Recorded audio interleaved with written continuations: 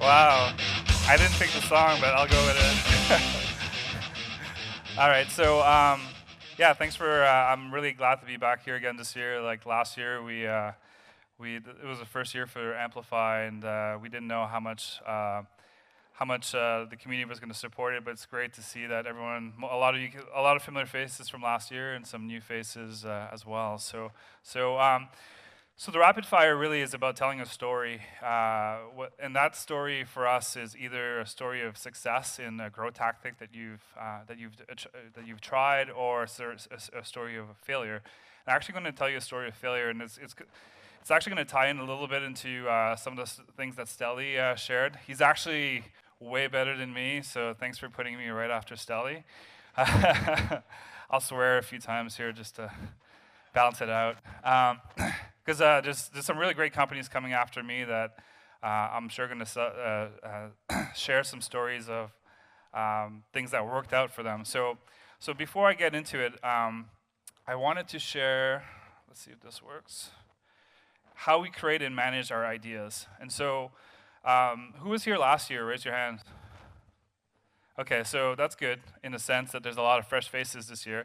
So last year, Sean Ellis was the keynote, and Sean had a product called Growth Hackers, which is actually a product that allows you to create your ideas, put them in a place that you can store them, and then add documentation as you go, and then prioritize them. And so a lot of times companies have ideas. They're like, oh, we could try this tactic to grow. They talk about it. Nothing ever comes from it. And then they'll have other ideas. And so this is a really great tool for us, which is now been it's now been renamed North Star, but it's still Growth Hackers. So in terms of when we have ideas, the biggest thing that you want to do as a company is you want to set an objective, because it helps to focus the team and it helps to organize it. And so what we do is we set clear objectives, and no more than 2 or 3, because if you have too many, your team will lose focus, because you're going to try to move too many metrics and too many levers at the same time. So we use the new tool, North Star, which is similar to Growth Hackers, but you can also use Trello. You can use spreadsheets if you're really good with them. So anything really will work, but I'd recommend you having a look at Growth Hackers. I don't have any paid endorsements. So who's familiar with the ice score? Few. Who's familiar with Vanilla Ice? Yeah. So I want to talk a little bit about the ice score. And the ice score is, it's 3 things. It's the impact, confidence, and the ease. And sometimes people use effort instead of ease. What's important is when you have these ideas, is to understand how you score all these 3 things. And so the impact is really tied to your objective. And a lot of it, if you don't have any objective, it's really hard to figure out what do you think that idea is going to have as an impact to your company. Confidence is a tricky one, but you want to find data points on like either articles online or case studies elsewhere of things that other people have tried and have worked for them. But you also need to trust your gut, because a lot of times these ideas are things that you essentially have. Part of it is you just know it's going to work. And so, and the last is ease and effort, or effort.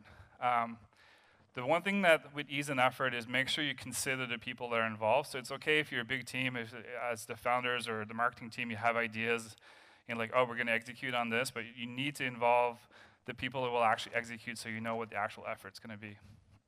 Boom. Who's familiar with pirate metrics? So they're called pirate metrics because you're supposed to go R, which is my best pirate metric. My best pirate impersonation. So the pirate metrics, essentially, there's 5 different categories that you'll put these ideas in: acquisition, activation, retention, revenue, and referral. Acquisition is usually when you're trying to acquire those leads. Activation is you convert them into paying clients. Retention is things that you do to keep them as clients. Revenue is the ability to generate additional revenue through either upselling or doing add-ons. And referral is the ultimate, when clients essentially become ambassadors for you, and they become essentially your greatest advocate and allow you to gain additional clients through referrals.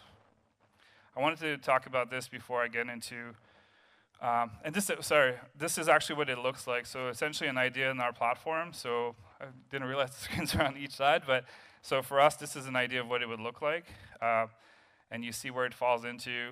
This one falls into acquisition. It's a rating of 7 total because the impact, confidence, and e-score averages 7. So gives you an idea of what the process is internally for our company. Now I'm going to move into breaking down an experiment that we tried. So, is everyone here? I'm assuming you've heard of ZipRecruiter because they essentially have ads on just about everything. I think they even have Super Bowl ads now, so no big deal for us to try and compete with these guys. One day we will have a Super Bowl ad. It's my dream. So ZipRecruiter 2 years ago, they actually announced that they were increasing their prices significantly. So they actually were, at the time, a $99 a month platform, and they were even lower than that at one point or another with some of the very, very early stage clients. And we knew this because we're on their mailing list, which is something that I highly recommend you guys do. Sign up to your competitors' mailing list. We also had burner accounts. We have burner accounts on a lot of our competitors' products. So are you familiar with what a burner account is? It's the same as a burner phone, which is a phone that you use once or twice and then you throw it away. Drug dealers tend to have a lot of burner phones, I heard. So we actually created a lot of burner accounts, and we signed up to all of our competitors' mailing lists. So as soon as we got the email advising that there was a price increase on the way, and for companies to maintain the prices they had to actually sign up to a 3-year commitment. So moving on, what we decided to do, the hypothesis of this idea was that if we aggressively target ZipRecruiter clients that will be affected by this price increase, we should be able to generate around 10 new leads per week, roughly. And we broke it down into the steps. And so the first step is what we did is we actually went and we scraped all of the companies who are posting jobs on the ZipRecruiter job board. This is live stream, right? So they're going to know that we did this. And then we used a tool called Twofer, or Email Hunter is another alternative. And we also just did some manual work to find out who would be the appropriate contacts at each of these companies. And then we actually sent out an outreach campaign. And the email looked a little bit like this. So I'm not sure if you guys can read from that far back, but I'll read it really quickly. So hi, Jim. As you're aware, ZipRecruiter is increasing its prices in another 2 weeks. So now you have this dilemma. Do you accept this significant price increase, or do you go for an alternative? And I wanted to simplify things for you. Alongside is a fraction of the price. It's easy to use. It has all the functionality you've grown to love. It distributes to your job aggregators for you, and we're great to deal with. And we actually went after all their clients, essentially. We sent this out to about 300 or so, I think, recipients, and it was amazing. At the time, we had the best results ever for a test. We had the best response rate. We had probably about 10 leads or so a week, and I even got a call from the CEO of ZipRecruiter.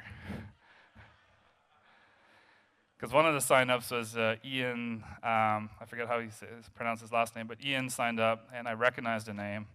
And then I Googled it, and sure enough, it was the CEO of ZipRecruiter. And so I just emailed him, and I just said, I assume you want to talk to me right now? And so I actually got on the call with him on his cell phone, and he was on vacation, actually, so that's how much of a dent we made, where he essentially was notified while he was on vacation that this little company out of Moncton, New Brunswick was trying to eat their lunch. And so it was good. That'll be a different conversation in terms of what we talked about, but he decided not to sue us, so that was good. But here's the actual results. The actual results were actually terrible. The leads were everyone that we brought in, everyone wanted to talk to us, but they were looking for free or very cheap alternatives. They already found that at $99 a month that ZipRecruiter was already too expensive. What they saw in the value that ZipRecruiter had was in the ability to distribute to all these free job boards, but they didn't care a lot about the functionality around managing candidates through the pipeline, around the process of just streamlining all of those processes. They didn't care about any of those things. All they wanted was, I want to post as many job boards as possible for free. And so, yeah, it was just not great leads. I got 10 seconds here. I'm going to finish just really quickly. I wanted to finish on the lessons that we learned. And so we quickly realized that ZipRecruiter clients were not ideal clients for us. And I think Stelly talked about that a while ago, around a lot of these would have been bad deals for us. Getting accounts or signups on competitors' mailing lists is super insightful, so you guys should all do that if you have competitors in the space. And also CEOs of super successful companies pay attention when their competitors are trying to eat lunch, especially if they try to call you while they're on vacation. But yeah, so generally, just because the metrics indicate that an experiment was successful and that you're being able to achieve leads, there's other things that you have to measure as you go deeper into the process. And for us, we were a bit misled at first in terms of the ability this experiment being successful, but we learned so much, and we learned it in about 2 to 3 weeks, which allowed us to move on to the next thing and try something else. Thank you.